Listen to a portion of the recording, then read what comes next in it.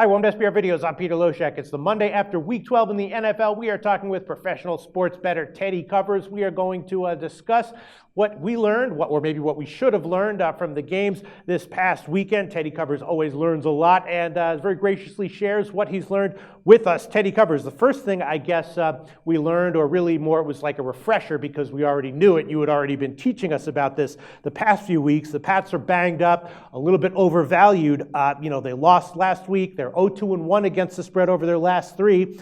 Did we learn that maybe the Pats are going to be overvalued going forward? Probably not. To be perfectly honest, even with Gronk hurt, we saw money pour in on the Broncos last night. And I don't mean like a few dollars. I mean like the sharps went nuts betting Denver last night. And they kind of went nuts betting on Buffalo the week before on Monday Night Football. So we've seen the big players in the betting markets look to fade New England. Mm-hmm. And, of course, everyone else has to basically follow suit. So I'm not looking at the Patriots as being a dramatically overvalued commodity right now, the way that they were perhaps a few weeks back. I think the markets are very quickly catching up with the fact that New England, on offense at least, is a lot weaker than they were a month or two ago. Okay, makes sense. And then two teams that appear to be in absolute shambles, wondering which ones you think are going to likely to continue, maybe both, the Saints and the Rams, right? They both got blown out, scored in single digits. Both are actually 0-3-1, 0-3-1 against the spread in their last four, and both actually have similar schedules coming up. They both have a tough home game against an elite team this week, and then both play Tampa Bay and Detroit the 2 weeks after. So that's kind of eerie. Both teams in the same situations. Are they both auto fades going forward, or do you think one is likely to be better than the other one ATS-wise? Both squads are really problematic. And in general, if you want to make money betting December NFL, you want to buy low on some teams like this and sell high on some others. But when I'm looking for mediocre or worse teams to buy low, neither the Saints nor the Rams really piques my interest. And the primary reason, I think we're talking about two lame duck head coaches. Mm-hmm. I don't think Sean Payton's going to be back in New Orleans. Every post-game comment that I'm seeing from him is saying, well, we used to, well, back in the day, I'm just not seeing that urgency of, hey, let's make this team better now from the Saints.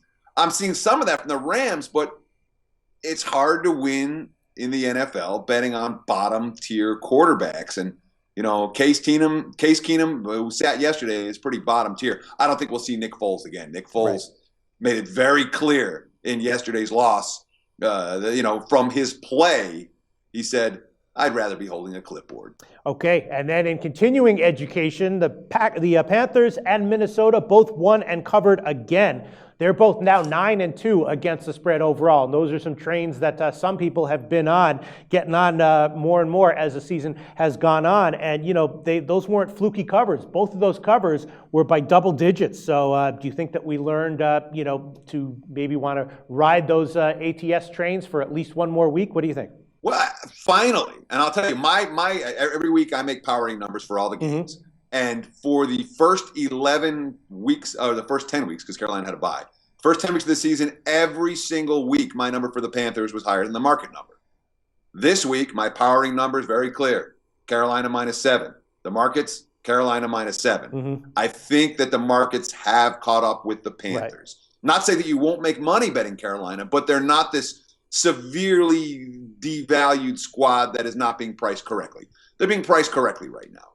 When it comes to Minnesota, I'm not so sure that's the case still. Right. Because remember, they lost their high-profile game against Green Bay. They got whipped. They lost their Monday Night Football game, and they went to San Francisco.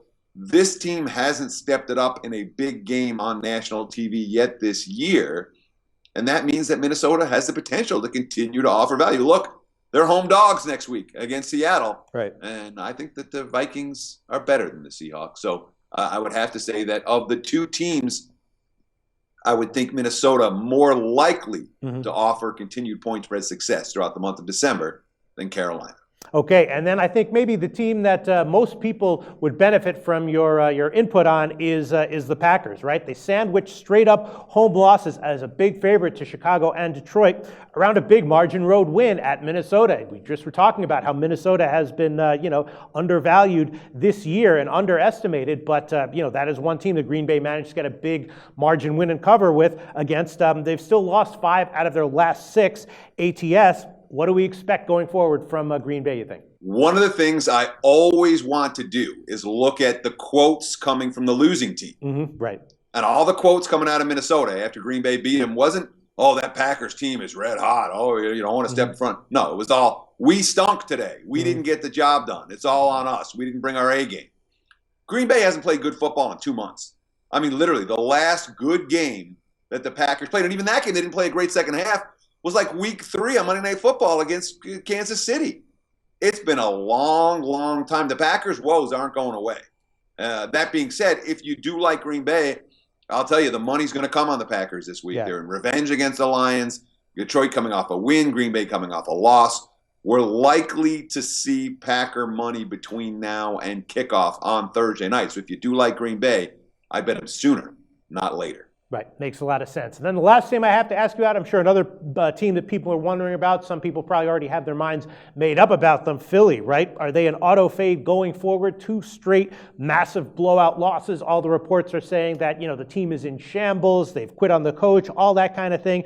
3 straight ATS losses, and, their upcoming schedule, they have a road game against the Pats, and then 3 straight home games where they tend to be overvalued at times. Is Philly an auto fade going forward? I just cashed my Eagles season win bet under. I think I might have been the only one in the country that bet that under. But I cashed that prior to December, which I'm very pleased with. Nice. You like to cash those bets as early as you can. Yeah. That being said, I don't look at Philly as auto fade moving forward, especially if they get Sam Bradford back. Look, I know Bradford hasn't been good, but he hasn't been abysmal. Mark Sanchez has been abysmal. And the fact is, Philly's got something to play for. That division is wide open. It's up for grabs. The Eagles go on a 4-game winning streak. They're going to win the NFC East. They're a 5-game winning streak. And they're certainly capable of doing that. So, I'm not so – I think Chip Kelly as a GM is weaker than Chip Kelly as a head coach. I don't think that it's been his coaching that's been problematic this year. The personnel decisions in the offseason were hugely problematic. That's what's held Philly back. But the Eagles – off the blowout wins. If they show something this week, Philly has legitimate bet-on potential down the stretch because God knows nobody else in that division does. All right. Awesome thoughts to start out Week 13 with Teddy Covers. What else would you like to bring to our attention that might be noteworthy to keep in mind for the upcoming weeks? Well, let's talk about Monday Night Football this next week. Where we've got the Redskins now. They're already installed as 4-point favorites. They've taken some early money against Dallas next Monday night, and everyone's going to look at Washington. 5-1 straight up at home, 0-5 on the road. Oh, they can't win on the road, but they can win at home, and the team supposedly changes and all that. Just take a look at the Giants quotes from yesterday's game. All you got to do is read the Giants side of it.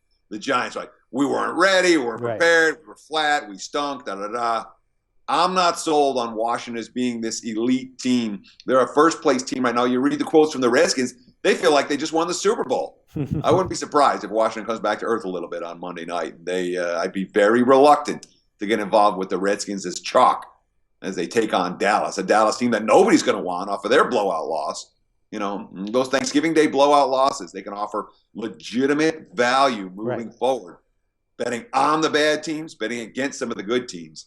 And certainly what Carolina did to Dallas, I think is likely to offer a little bit of value on the Cowboys moving forward, and it's going to make the Panthers something of an overvalued. Come on. Yeah, that was my thought as well. I jumped on Dallas at +4 when I saw that one last night. Also, Teddy Covers, thanks so much.